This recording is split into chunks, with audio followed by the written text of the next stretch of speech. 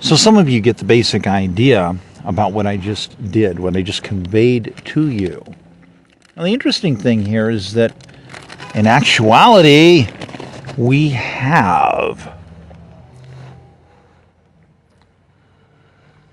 something that is, again, a recollection that the 18 archive vehicles actually would have been much more.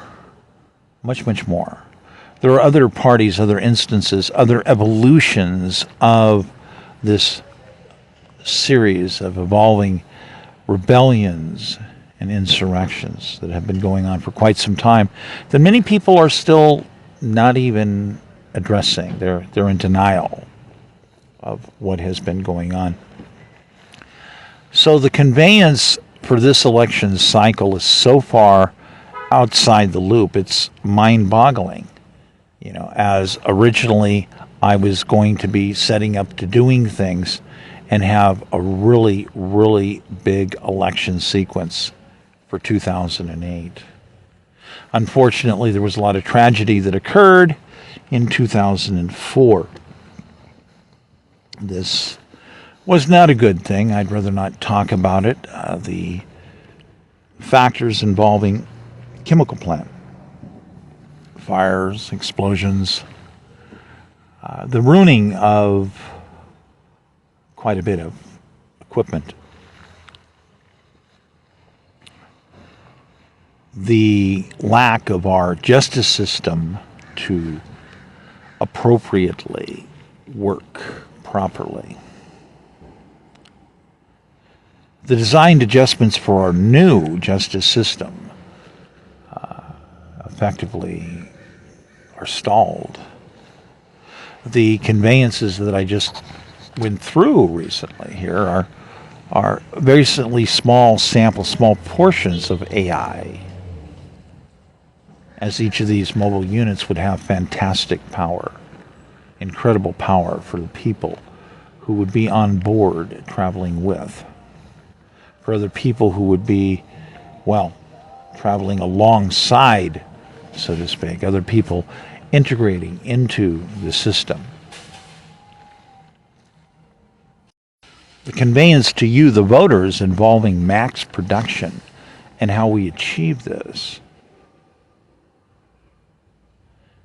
is a night and day difference between what people are watching, between the current ongoing political circus versus a true high-end technology-powered campaign. Regardless of the fact that I have in the past tried to build archives, I even, before I've been with the Democratic Party more than 20 years now. But the reality is very few people understand who I am and what I actually do. They don't understand how I do things. They don't understand the value of what people do. So I was once a Republican for 20 years. I left the Republican Party. I even offered to build an archive for the Republican Party, but as it is also with the Democratic Party, they wanted nothing to do with building archive. They wanted nothing to do with helping people protect crucial information that was necessary to have key interactive capabilities and guarantee that the information would be protected forever.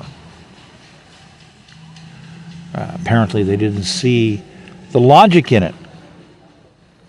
Very few people eventually came forward and decided that there might be a good idea in that. I believe Hillary actually finally commented on the aspect once. But nonetheless, so I decided to go ahead and move forward and build the mechanism regardless. Since I was already building a different mechanism, it wasn't that much work to add a couple extra facets in. Of course, it's not actually just a couple extra facets, it's a tremendous amount of work. But there seems to be other people playing the game different. Other people participating in criminal activity. Other people the dereliction of duty questions their viability. A reality that many people have the wrong idea. They don't understand that many politicians are claiming to be responsible leaders and be protecting their interest when in fact they don't care. And that's not what they're actually doing. And the confrontation to find out that the truth is that there's all these people that stand up and say, you're not actually doing that, that's not the truth. In fact, you don't even really seem to have any intent about doing that. And you find out that jobs that people have already been doing have a dark side, a hidden side. Many closets with many skeletons. So we have parties that are currently participating in an election of a vast combination of nodism. It's almost like there's a desperate aspect of these various political players to somehow salvage and keep making things happen, when the reality actually is that politics that once was has died. It's gone. And with it comes a new reality, a revealing reality that there are fewer of us with ethics than some people might think.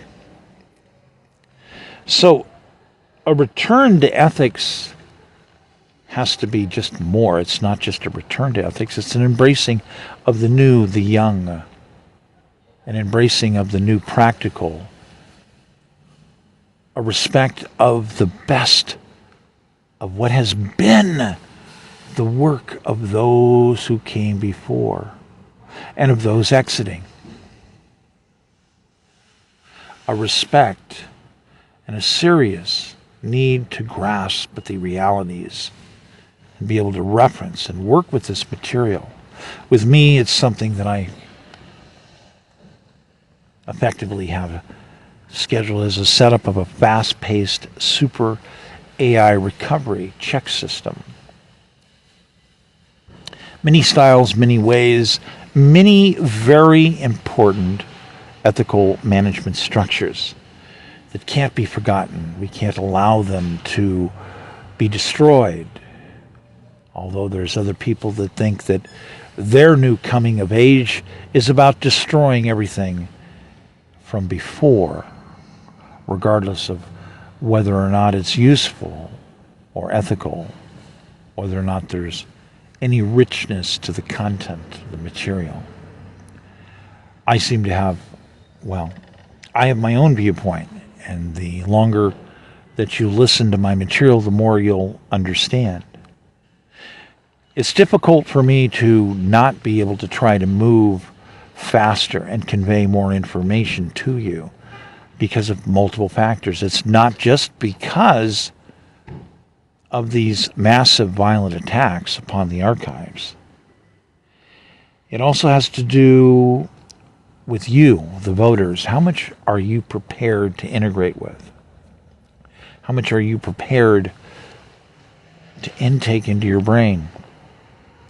How many of you are stuck in a work reality that virtually seems to afford you very little time, and it is a great sacrifice for you even to participate in political events and political sequences at all? The concept to say it would be nice to effectively financially cover the proper development is something that's been addressed many times by many people. The new AI system that I was developing basically has an understanding of the practical and reward-based system, understanding productivity and asset generation, number one. However, to be able to find value in art and other things are of the highest value as well. Figuring out ways to creatively make assistive government evolutionary tooling available for every citizen is something that will come with AI if we allow it.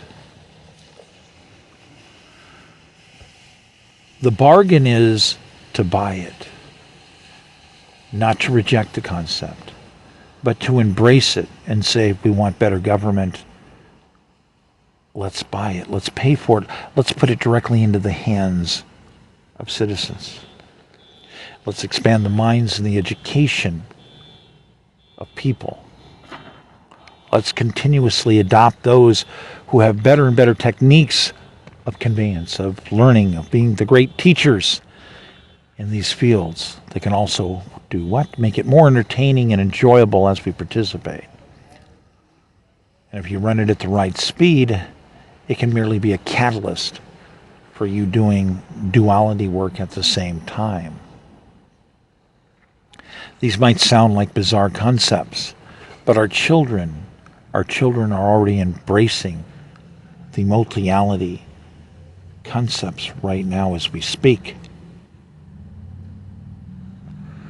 All kids like things with buttons, trust me. So how is all this moving issues development forward? Where are these solutions? I've already laid them out. They're already all over the YouTube material that I've put out there. They're in tweets. I've got code. I've got a lot of stuff. Quite frankly, I've already outputted the equivalent, according to AI, of trillions of dollars of gateway material